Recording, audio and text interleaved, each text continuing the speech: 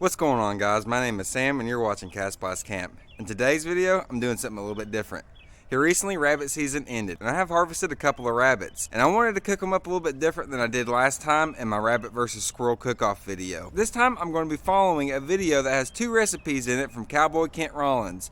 One is a deep fried breaded rabbit and the other is Hasenpfeffer. Now last time I did do a deep fried breaded rabbit, but this recipe is different and I'm wanting to say it's going to be even better. But I have never tried a Hasenpfeffer rabbit dish, so that's going to be very interesting to try. If you guys haven't heard of Cowboy Rollins, I'm going to go ahead and link his channel in the description below. Alright, let's go ahead and hop right into it. Thanks again, Mr. Cowboy Kent. And thanks for watching, folks. These are the recipes we're going to be following and challenging against each other for this cook-off. I have two rabbits. They were in the freezer. I put them in the fridge overnight, but they're still pretty solid.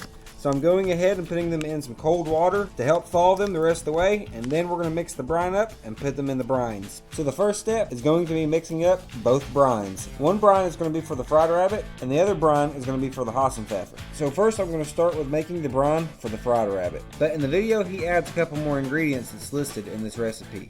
So the ingredients I'm going to be using is some Markham Original Seasoning Blend, coarse black pepper, garlic powder, smoked paprika, ground mustard, celery salt, oregano leaves, rosemary leaves, ground thyme, and onion powder. And the base of that brine is going to be whole buttermilk. The recipe calls for 1 cup of buttermilk, but I'm not sure if that's going to be enough. We're going to start with a cup and see if we need to add more after we get the rabbit and the seasonings mixed up in the brine and in the pot as well. The recipe called for Cowboy Rollins' original seasoning, but I don't have that on hand, so I'm going to use some of this Markham Original Seasoning Blend. It's pretty good as well. It has a citrusy flavor to it, so I think that's going to add some nice flavors to this rabbit. 2 tablespoons of that, 1 tablespoon of coarse ground black pepper, 1 tablespoon of garlic powder, 1 tablespoon of smoked paprika, 1 tablespoon of ground mustard powder, and then the recipe calls for a half a tablespoon of celery salt, but I'm going to go ahead and use a full tablespoon of celery salt. Maybe just slightly less than a full spoon. And it also calls for half a tablespoon of dried oregano. Now I'm going to go ahead and put in a full tablespoon. And then Cowboy Kent also used rosemary leaves in his video, but he doesn't have it listed on the recipe. So I'm going to go ahead and add 1 tablespoon of that, as well as a tablespoon of ground thyme. This is not used in the recipe, but I'm going to go ahead and add it to mine. It's some onion powder. You can use half a tablespoon to a full tablespoon. Alright, now we're going to whisk that up, mix it together, get it in the pot with the rabbit. Okay, so we have it transferred over to the bag, and it is getting coated a lot better. Once I close this bag up and roll it over and put it in the fridge for 24 hours, it'll be ready. You can do 12 hours if you're pressed for time, but I'm going to go for the full 24. So I'm going to go ahead and close this up, put it in the fridge, and wait 24 hours, and then show y'all the next brine. Because the next brine for the Hasenpfeffer is going to be different than the brine that we just did. So for the next brine, I'm going to mix it up in this bowl, but then I'm going to transfer it over to a bag as well. And it calls for 3 cups of water, 2 cups of white vinegar, 1 tablespoon of pickling spices, 1 tablespoon of kosher salt. We got 1 fresh lemon. You can use lemon juice if you don't have a fresh lemon, but fresh lemon's always better. 2 bay leaves. The recipe also calls for half a tablespoon of ground coriander. Since I don't have ground coriander, but I do have fresh coriander, also known as cilantro, I'm going to throw in a pinch of that. But I'm going to try to muddle it in between my fingers a little bit before I put it in there to help release some of its natural good essence. Next up, 2 tablespoons of light brown sugar. Alright, once you get all your ingredients in the brine, just mix it up well. Get everything dissolved, the salt and everything basically is what you want dissolved.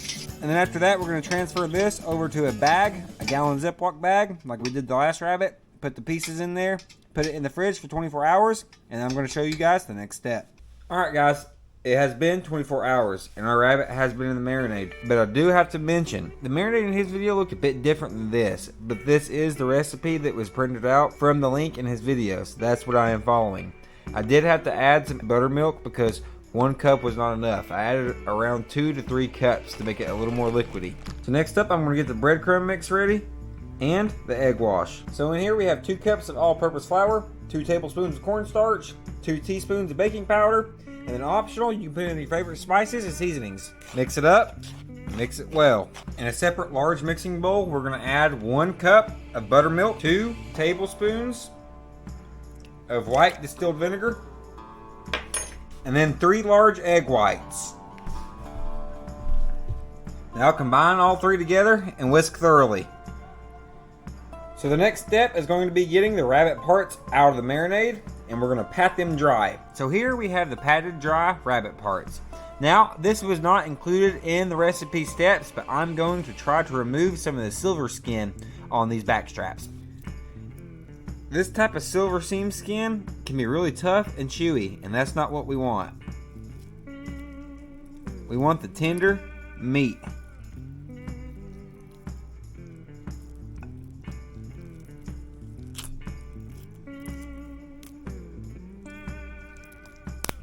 So we're just pulling off and removing that silver skin. You can see how tough it was just by pulling it off and that snap.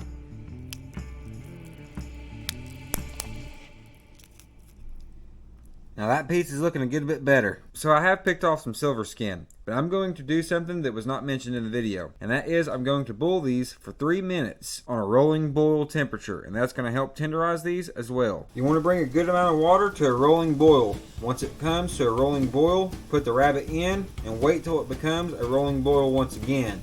And then set your timer for 3 minutes. After 3 minutes of boiling, take it off the heat, strain it off.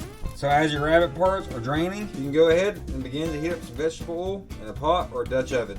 I'm using 48 fluid ounces of oil. You want this oil to get to around 350 degrees Fahrenheit. We're going to take the rabbit parts, dip them, and roll them in the flour. Get a good coating on them. And then from here, we're going to dip it in the egg wash solution and then re-dip it back in the flour. And take that. Dip it back into the breading. Get it nice and coated. Then that piece is ready to hit the oil once it becomes hot enough. We're going to set it on this platter to the side and do the other pieces and let the oil warm up the rest of the way. Okay, our oil is up to 350 degrees Fahrenheit. It is time to put the rabbit parts in the oil.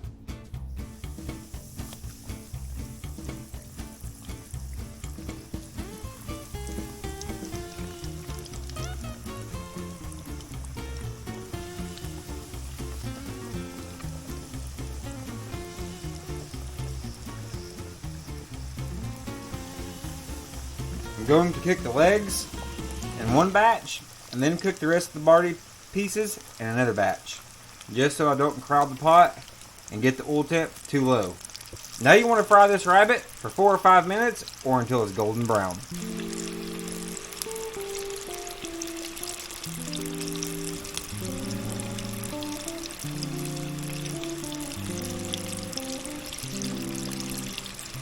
So the legs are now done. They're fried to a perfect, crispy, golden brown.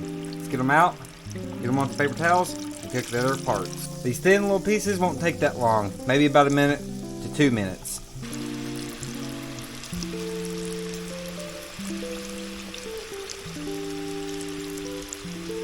So here are the rabbit legs. The 2 in the middle are the front legs, and these 2 right here are the back legs. And those are going to be pretty much the best cut off the whole animal, besides maybe the back strap and the tenderloins. We're going to let these cool down for a bit, get the others cooked up, and then dive right in. Okay, all the parts are done cooking. Hot and sizzling. Let's let it cool down for a little bit, and then we're going to dive right in. Okay guys, deep fried breaded rabbit, Cowboy Can't Rollins style. All done, ready to go. It's had the time to cool off. So I'm going to get one of these back legs and dig right in. Oh, that smells good, guys. That smells really good. That smells just like fried chicken. All right, guys. All the pieces are done. Let's get a back leg and dig in. Thank you, Lord, for allowing me to harvest this rabbit, giving me opportunities in the future to harvest more game. And I'm going to pray, Yeshua, so be it. It almost looks like a chicken leg too, guys. If I handed this to somebody and didn't tell them it was a rabbit, they might just think it was a chicken leg.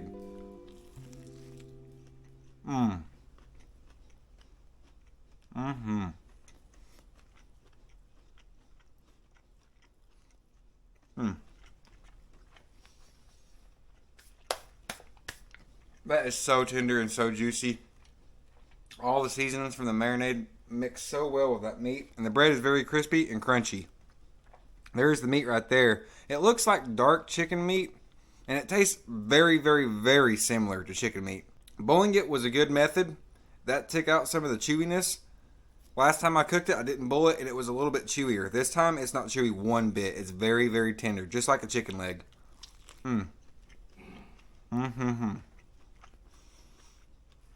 Well guys, that's pretty good. That's a lot better than the last time I cooked a rabbit. I think the buttermilk and the boiling had a lot to do with that. It tenderized it a lot more than what my last marinade did. This is a boneless piece. I think this was a part of the tenderloin, but either way I'm going to go ahead and give this a shot too.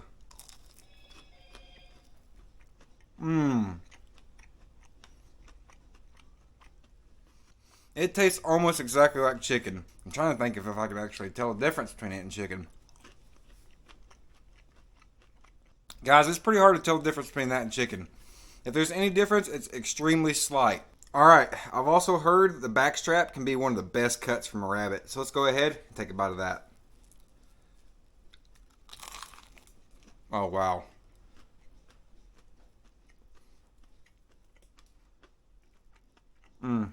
Guys, that was way more tender than the leg, and the leg was pretty dang tender. That was just as tender as a chicken tender. That's not chewy not one bit, guys. And that breading is good. Well, guys, I gotta say, I'm pretty surprised by how well this fried rabbit turned out. I think that's going to be pretty hard to beat with the Hasenpfeffer. I'm really liking this fried rabbit, guys. This is delicious. Just as good as fried squirrel, if not better. There's a lot of meat on this too, compared to a squirrel. About double, if not triple, the meat amount. Alright, I'm going to go ahead and finish this up for dinner. And see y'all tomorrow when I cook up the Hasenpfeffer. Alright, so now it is the next day, and it's time to cook up the Hasenpfeffer. So the first part is we're going to take it out of the brine, strain it off, and pat it dry. So here we have the rabbit butchered and patted dry. The next step is we're going to coat these pieces in some flour. So in a separate bowl, get some all-purpose flour, put some of these pieces in there, and that's what the rabbit meat should look like as well after it's done in that brine.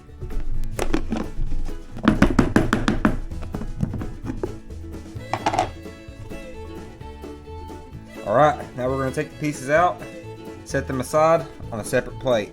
So now we're going to get a cast iron skillet and put 4 tablespoons of butter in here and melt it over medium heat. So once your butter has melted and had time to heat up, get a little pinch of your flour and sprinkle it in. If it bubbles up and sizzles up pretty good, you know it's ready to go. This is going to need another minute or two. Then I'm going to put the rabbit pieces in here and cook it for about 4 or 5 minutes on each side.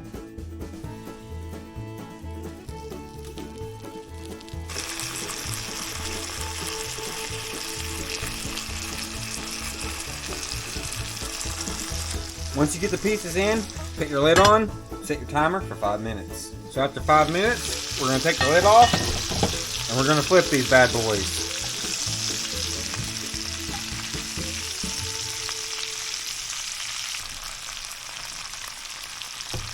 Now we are going to put the lid back on and set it for another 5 minutes. So after they've cooked for 5 minutes on each side, we're going to take them out of the butter and place them on a plate. And we're going to move this off of the heat just for a second. So after we got the rabbit off of the butter, we're going to go ahead and mix up what is left over. You don't want to get rid of this stuff. Now we're going to add another half a stick of butter or 4 tablespoons and let that melt. Go ahead and let that butter melt down. So you want to let your butter melt down almost all the way. Then you're going to add 2 minced up cloves of garlic. Give that a nice stir. Oh man, that smells really good. And then next we're going to add about 1/4 to 1/3 of a cup of sour cream. Now this is not an original Hasenpfeffer recipe. This is Cowboy Kent Rollins style. So we're cowboying it up a little bit today, folks. Give that a stir. Then we're going to add half a cup of honey mustard. And then give that a stir in as well. We have turned the heat down to a medium-low. And the next ingredient we're going to add is going to be some wine. You can use white wine or red wine, but Cowboy can't use red wine in his. So I'm also going to use red wine in mine. But mine's going to be a little bit more special because this is homemade cranberry wine right here, and it is very good, guys. So let's go ahead and add 3/4 of a cup of red wine. There's half.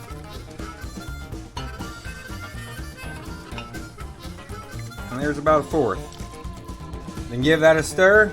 Now I am going to reduce the temperature to a low simmer and put the rabbit pieces back in here.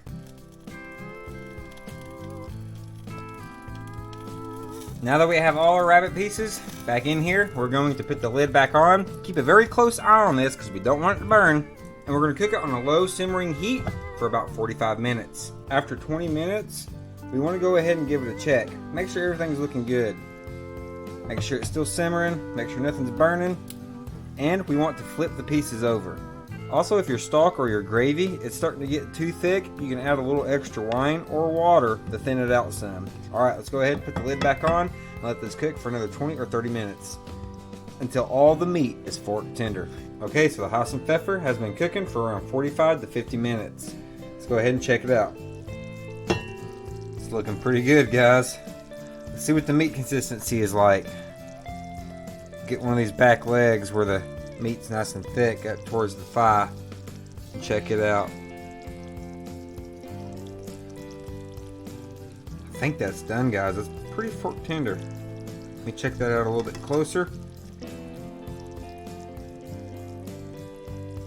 Thinking that looks done. Let's go ahead and open this little piece up. Yeah, I'm pretty sure that's done, guys. Alright guys, the meat is nice and tender. It's thoroughly cooked through and through. And boy, is it smelling delicious.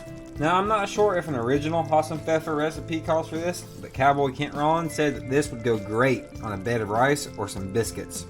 So, since we're going ahead and making it Cowboy style, I got some homemade biscuits. We broke them up, and now we're going to put some sauce over these biscuits, and then put the meat on that and give it a shot. Alright, we got a good bit of sauce on the biscuits. Let's go ahead and get the meat on top. Oh, that leg meat's just falling apart, guys. Oh, it's falling off the bone, man. Super tender. And then we're going to come back, take some of this goodness, and ladle it over the meat as well. Alright guys, it's all done. Hasenpfeffer on a bed of biscuits.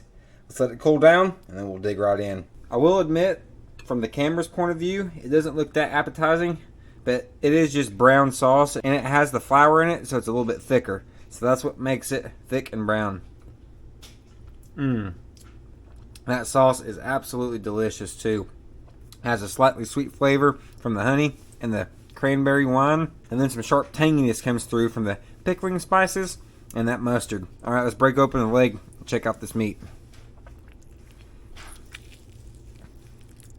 Oh wow guys, look at that. That's super tender. That's like stew meat or roast meat. Very tender. That's basically just fall off the bone like it was in the pan. Alright guys, first bite. Let's dig in. Thank you Lord for allowing me to harvest this rabbit. Bless this rabbit for my body. Give me more opportunity to harvest more game in the future. And I pray Yeshua, so be it.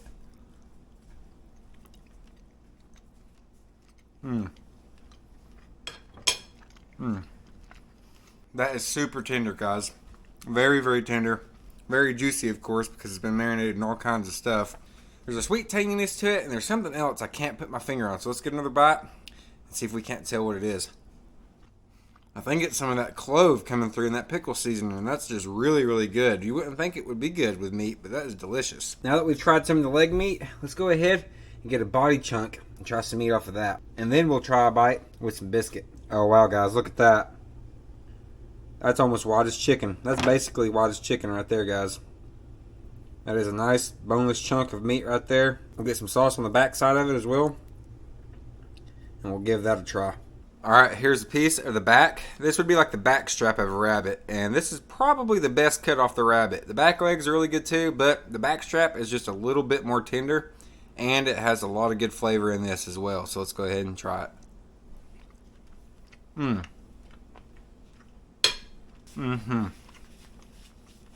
Very, very good.